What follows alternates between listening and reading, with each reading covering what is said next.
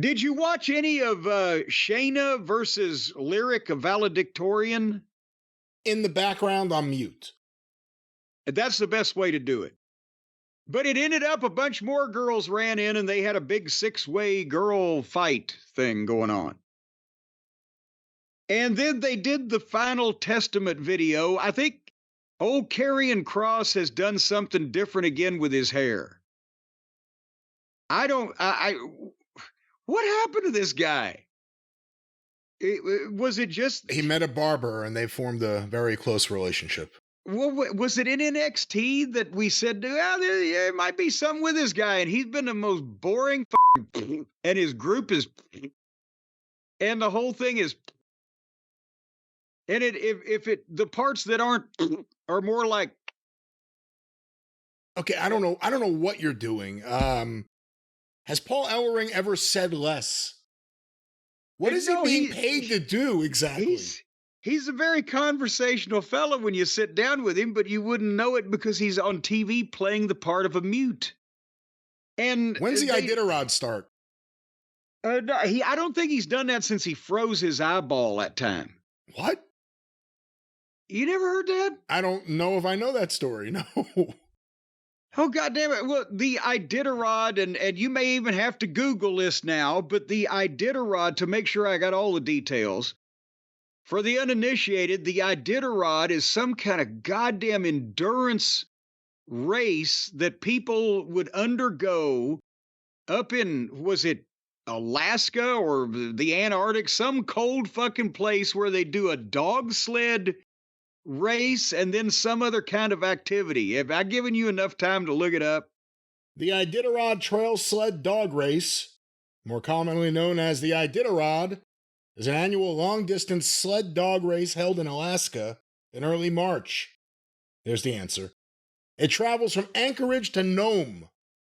Mushers and a team of between 12 and 16 dogs, of which at least 5 must be on the tow line at the finish line, cover the distance in 8 to 15 days or more. What does that mean? Wait, at least 5 must be on the tow line at the finish line. 5 of the dogs have to make it. So you're going to have a bunch of dogs die on the way? Apparently. That sounds awful. Because people sometimes do, don't they? Have they had fatalities or just major physical fucking malfunctions? The Iditarod began in 1973 as an event to test the best sled dog mushers and teams, but evolved into today's highly competitive race.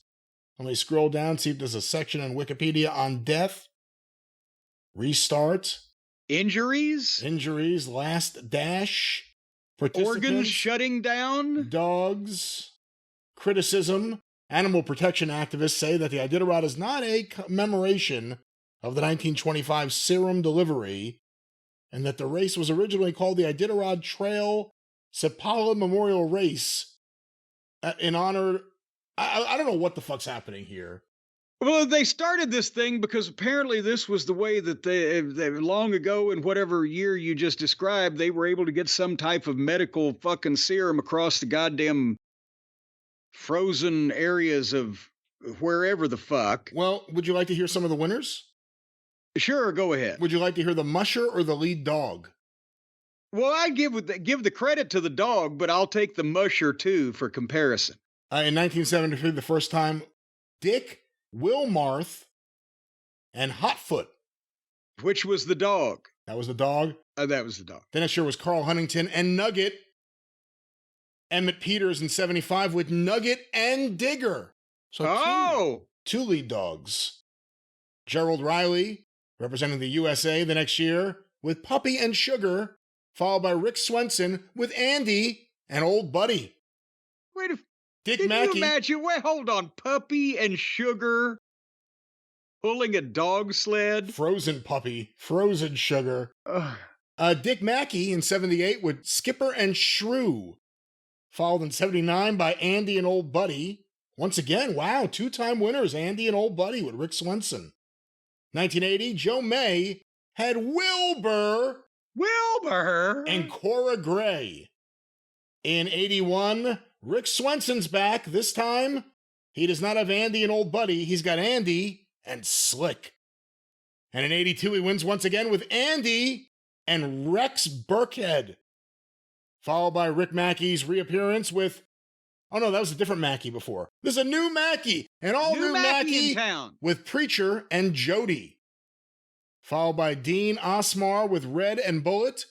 Libby Riddles had Axel and Dugan.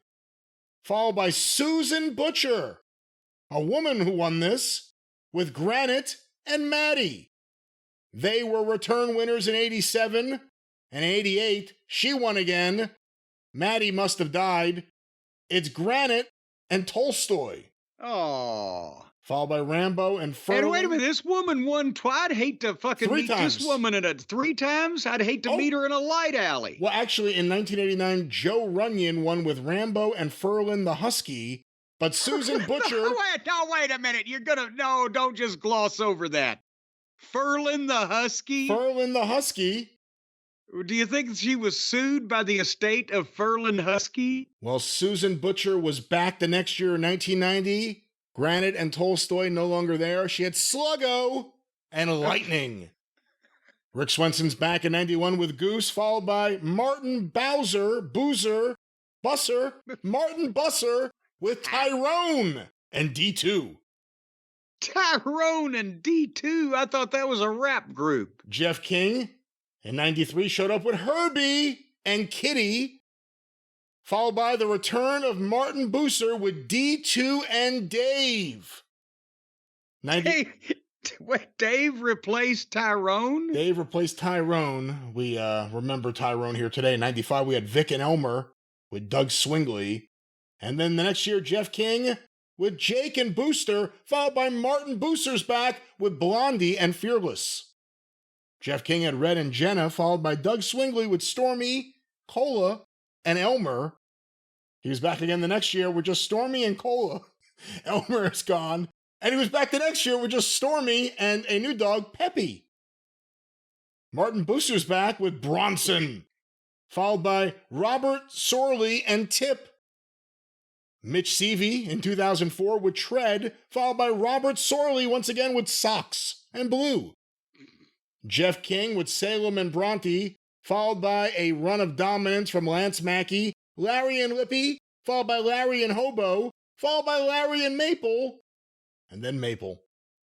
And then the next year... Wait a minute, Mr. Mackey won 4 times in a row? He won 3 times in a row. 4 times in a row. 4 times in a row for Mr. Mackey. 4 times in a row, followed by John Baker with Velvet and Snickers.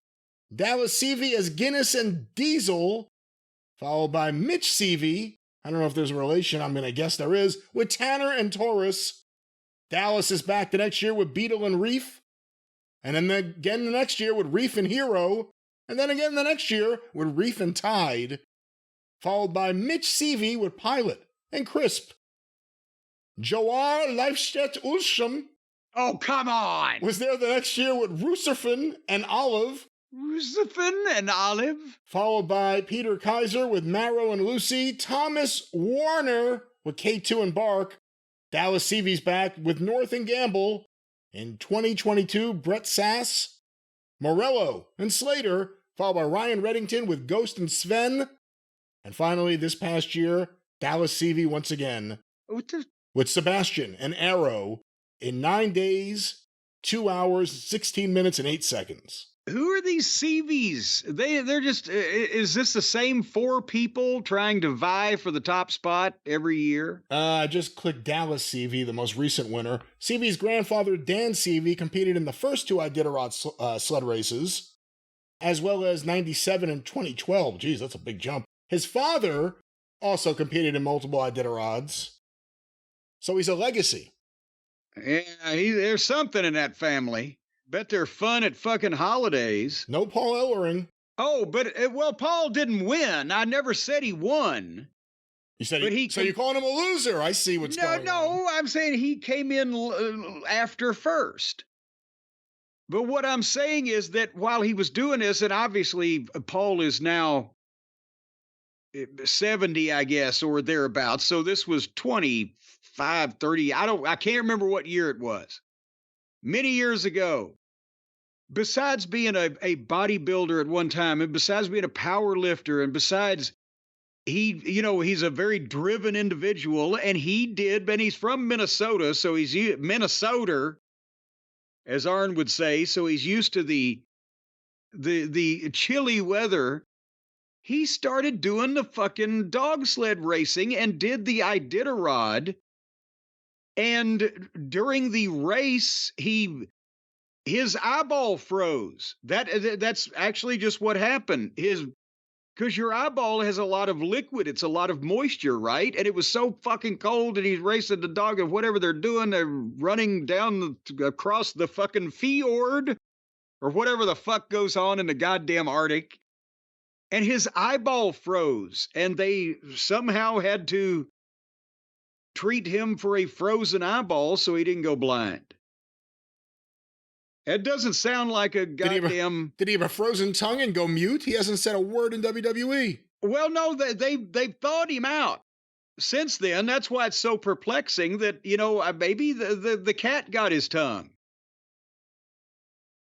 I don't know. But he had a frozen eyeball is where I was going with that when we heard 35 fucking years of goddamn dog sled winners. And I was thinking, what was the thing I was thinking about? The Iditarod's just a dog sled, but they have a something rod, not a golden rod or a lightning rod, but where they do the triathlon. It's not a rod. It's a reel. It's a lawn where they do multiple things in a row. Why are you laughing? Help me. It's a lawn. Throw me a line and pull me up and explain to the people what I'm saying. It's a multiple sport competition where you run and then you throw and then you puke or whatever you do in these things. He may have done that too.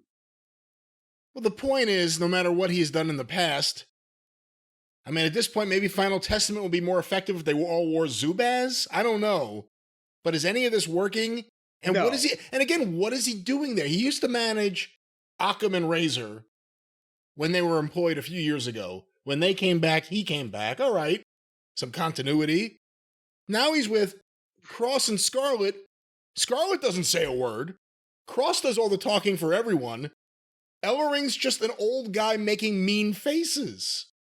At least his voice and his words could get him over as being... I don't know what. It's not like he's going to take a bump or anything. I don't know what this is. Well, and I appreciate you saying that Kross does all the interviews. Problem is not well because there's something just not there with him. And he's trying so hard to be some kind of spooky Rob Zombie-like, fucking cult leader or something. And I would think they would be able to find something else for Scarlett to do. She's a very attractive young lady. But either she is completely incapable of wrestling or speaking or anything else, announcing, backstage interviewer, whatever the fuck. And she's just in that. I don't know why. And I appreciate your nod to continuity from 5 years before when NXT was not even publicized at the level it is today. But that's bringing Paul. I'm not even saying Paul Ellering shouldn't have a job. I'm saying bringing him back simply to put him in the corner of these two fat schlubs that aren't worth a shit just because he was with them in developmental several years ago is stretching continuity to its breaking point. And these two guys, I don't know what the fuck's going on, but they ain't it, fam, as I've seen people say on Twitter. And so it's bleh. It's bleh. Wait a minute. It's. What was that? That's why it's bleh. Was it what it is? All right. No, it's even worse. Oh, I just dropped it. Ah, man, it is even worse.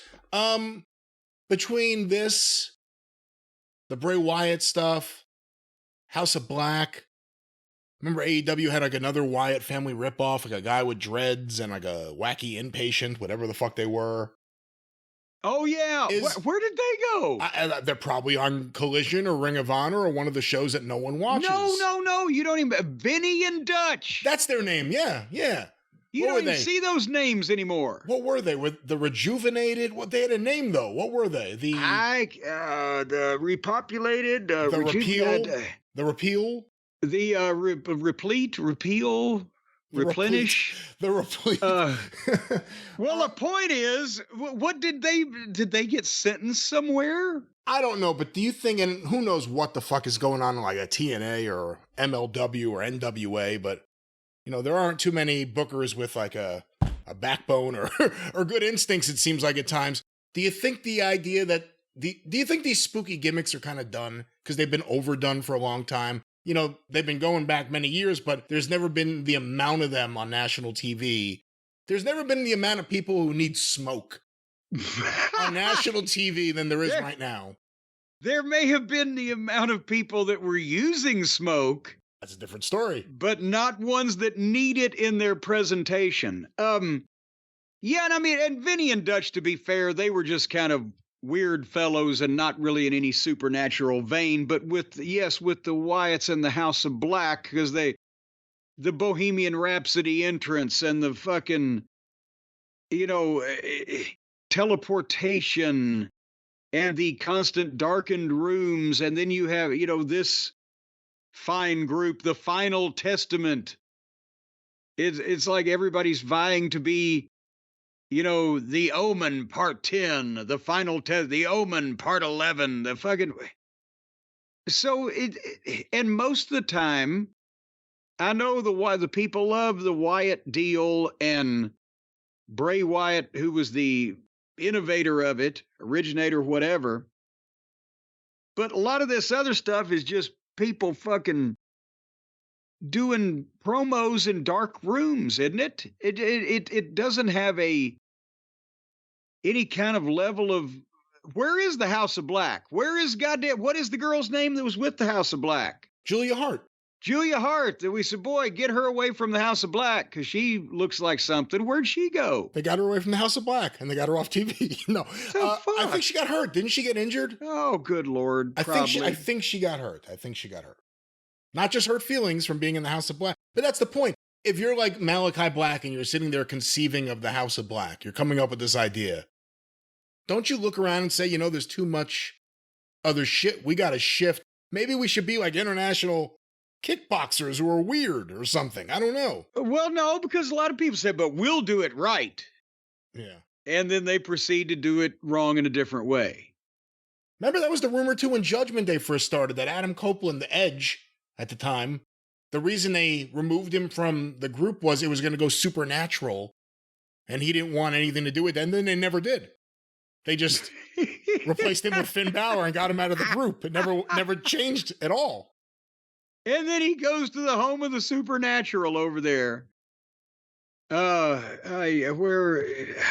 Nevertheless.